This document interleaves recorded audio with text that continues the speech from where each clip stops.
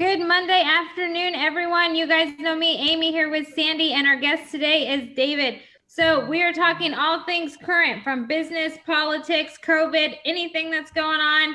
We are going to discuss it. So everyone say hi. Hello. This is a new topic for us to be live. And so we welcome you and want you to join us. We haven't quite settled on the exact time. We'll be on each week, but it will be each week.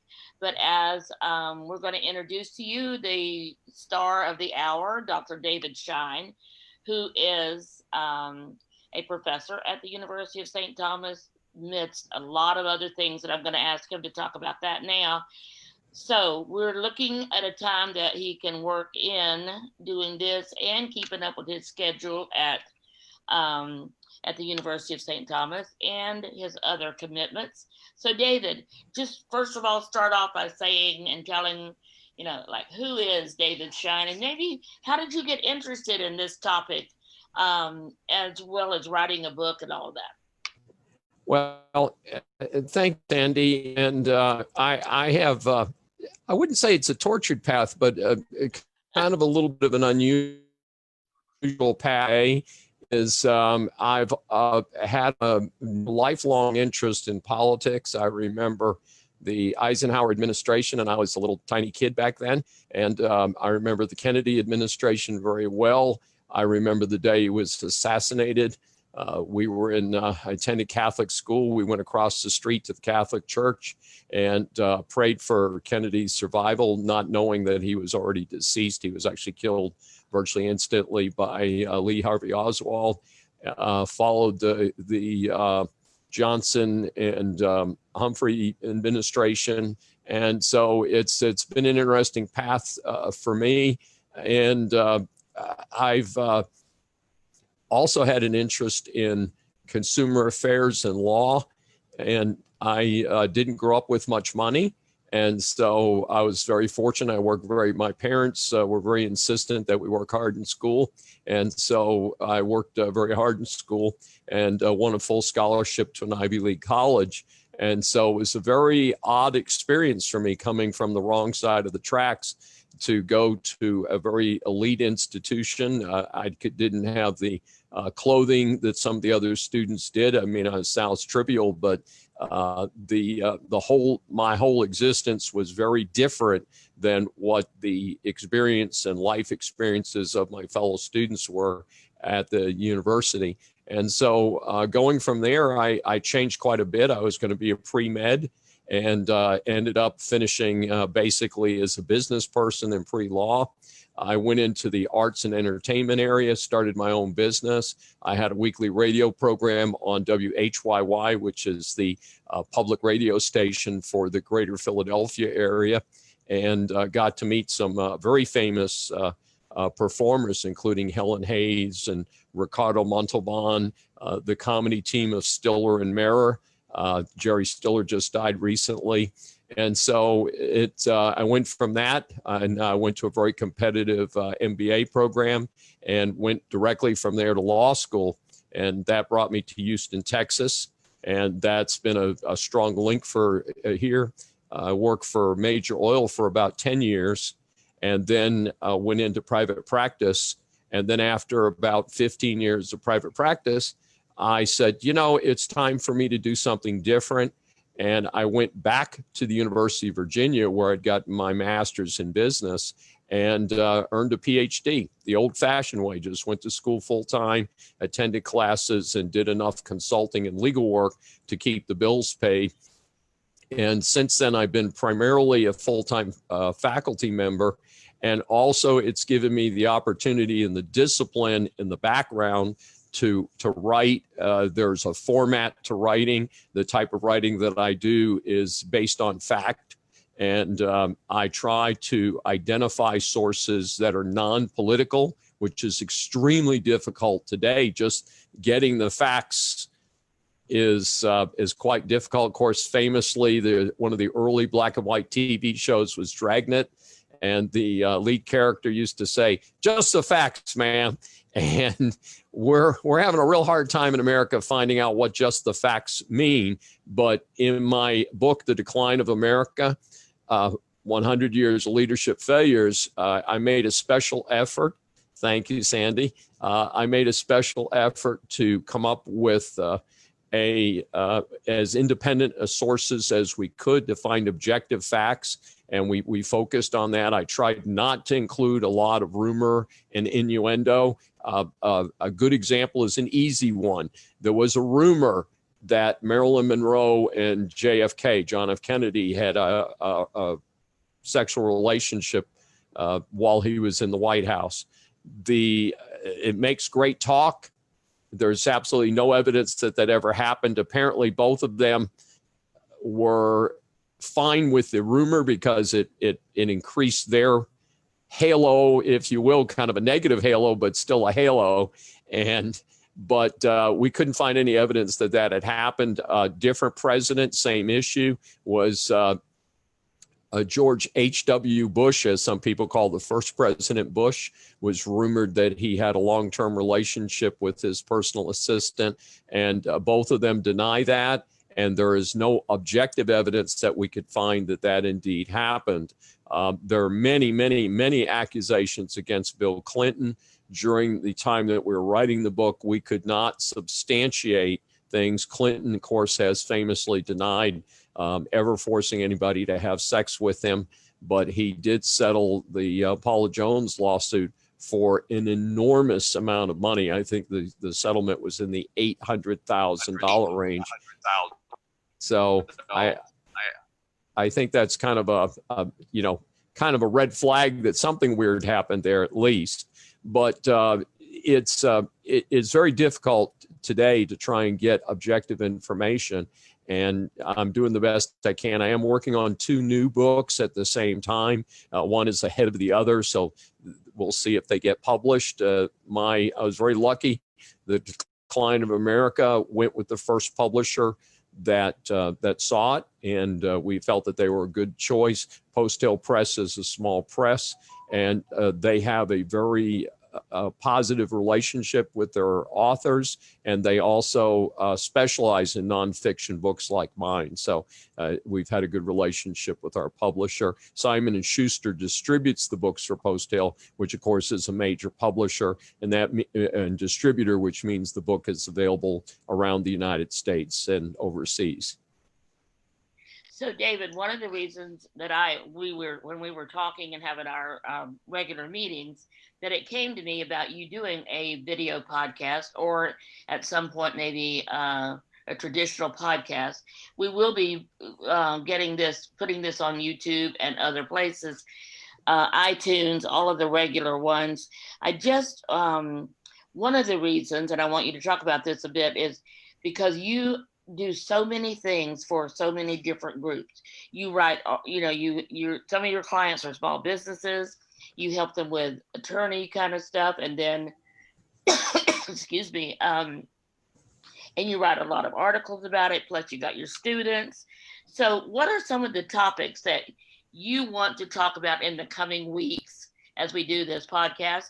And then we'll ask people to suggest topics for you. But what are some of your topics you want to spend some time talking about? Well, I think one of the overriding concerns that I have is that we've had a situation in America where the bureaucratic state has failed us. I mean, if the Democrats and the Republicans in Congress cannot agree on something as simple as bailing out some of the economically challenged people in America and some of the businesses in America that are in trouble because of politics, that's a failure of the bureaucratic state. That's a failure of the administrative state. So a lot of my topics fit under that. We've got broken leadership. We have leaders who are not taking care of business. They're more concerned about taking care of themselves and being reelected or getting somebody else to do something. And it's a very sad day in America to see such selfish, greedy con artists running our country. across the board. And it's very unfortunate. Some of the things I'm concerned about include what I call the new civil war, which is this attempt to take over cities like Portland and Seattle. These are beautiful cities. I've been to both of them. I was in Portland almost exactly 2 years ago for a week from my annual conference. And it was a great city. It was a wonderful place to visit. Enjoyed walking around and traveling around different neighborhoods and so forth. And I'm greatly saddened to see the condition of the city and to remember that those are American citizens. Puerto Rico was devastated by a major hurricane several years ago, and yet the death toll was nearly 3,000 people ultimately died from the hurricane that hit Puerto Rico. That's a stunning statistic, and one that indicates that we're not taking care of our business. The people in Puerto Rico are citizens of the United States and need to have better treatment. The whole situation with COVID-19. I'm sorry, COVID-19 is a pandemic. It is not a political football. And it's unfortunate that we can't seem to find a center ground for administration of COVID-19. And I think even the development of a vaccine, unfortunately, may indeed become a new issue where people are going to just the distribution of the vaccine could indeed become yet another political football on top of so many other political things that should never be politicized being politicized. And again, this is part of the failure of the bureaucratic state. So those are some of the things I'm especially concerned about. So thank you. And I look forward to talking about those over the coming weeks and even months. For the first couple of months, though, we are going to focus more on the election and things that people can do to prepare themselves to. And I love what you said about rumors. I mean, oh my gosh, that was so dead on. Is like, we don't, and as a citizen, I don't know who to believe and who not to believe these days. And the media, I got that the media gets involved in all of that. So one of the things you did in your book, and I showed it earlier, The Decline of America, 100 Years of Leadership Failures. And this was a bipartisan book, right? And you did Yes. research on different things that went on in each. So tell us about that book and how can we use that book as a tool to research to prepare for this election? And then do you have other tools that we could use to prepare ourselves for the facts? Well, when I looked at American presidents, I picked a 100-year period, which is Wilson through Obama. And Obama was president during most of the time that I was writing the book and getting it released. It was released after Trump was elected, but it was written actually about the time that he was elected. So we did try and wrap up with the Obama administration. And the issues that we looked at is how effective was the person in terms of their results while they were president, and also looked at ethical issues. And I looked at ethics from two different standpoints. One was, is this a good person? Is this a person who exercised good ethical judgment in their personal lives? And then the second part of that is did they do ethical things for the United States? Did the United States have the good ethical leadership during the time period of the election and during their administration? And we talked briefly about Bill Clinton. Bill Clinton, as far as I can tell, based on his many documented reports of his personal life, is not an ethical person. And in the conduct of his business life, he was not an ethical person. There were an extraordinary number of scandals during the Clinton administration. And even as he was leaving office, one of the most stunning things that he did, and something that I'm personally critical of, is the presidential pardon. And America has a tradition where the United States president frequently on his way out the door which should be a big hint all by itself, can go and pardon people. And they pardon sometimes anyway from 300 to 500 people during their administration or as they leave office. In Clinton's case, he pardoned fugitive financier Mark Rich. Mark Rich was accused of bilking people. I'm not quite sure of the exact securities law and other violations, but is a felon, is a fugitive felon. And he is outside the United States avoiding jurisdiction and all this and prosecution. And the story is that his wife, on behalf of Mark Rich, donated $250,000 to the Clinton Foundation, or one of the Clinton fake charities that they've got set up out there that supposedly do things, but seem to be largely to be a pipeline for speaking fees for Clinton since he left office. And so the issue is that then Clinton issued a pardon for Mark Rich.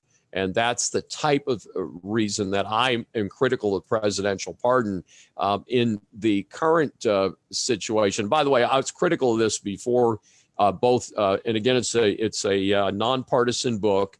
I'm critical of some of the pardons issued by Republicans and some of the pardons issued by Democrats, because the pardons tend to be politically motivated. Trump pardoned a woman who was an African-American woman, a middle-aged woman who's in jail and apparently was involved in some low-level drug issue and was doing some hard time.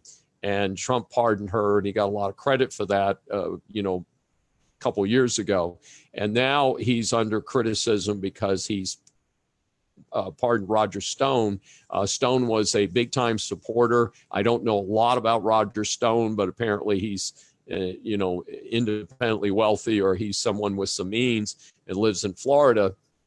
But it does seem that he was that this fellow Stone was railroaded. The type of issues that he's accused of don't seem terribly serious, and so I'm not unduly upset about the pardon, but I think it's entertaining that the partisans out there who have covered for people like Bill Clinton, when you have a felon like Mark Rich, seem to forget that when Trump takes care of his buddy Roger Stone. It's like, guys, you can't have it both ways. And in the book, I indict the presidential pardon system, and I do think that is something that's been abused and probably ought to be subject to some type of review process where a citizens review panel reviews applications and submits them to the president.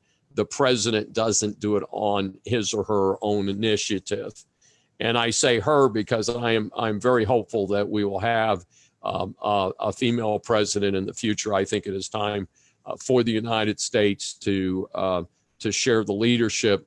Some of the statistics regarding women include the fact that 55% of college students are female. And our young men are not being properly raised, they're not being disciplined, and the women are really coming on strong. And the young men out there need to start paying attention.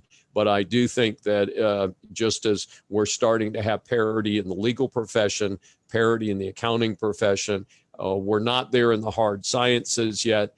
We're not there in the medical community, but I think the latest medical school statistics show that they're starting to approach male-female parity. So we're making some progress there. I don't think we're making enough progress in terms of advancement of minorities. And this has nothing to do with the George Floyd protest or any of that.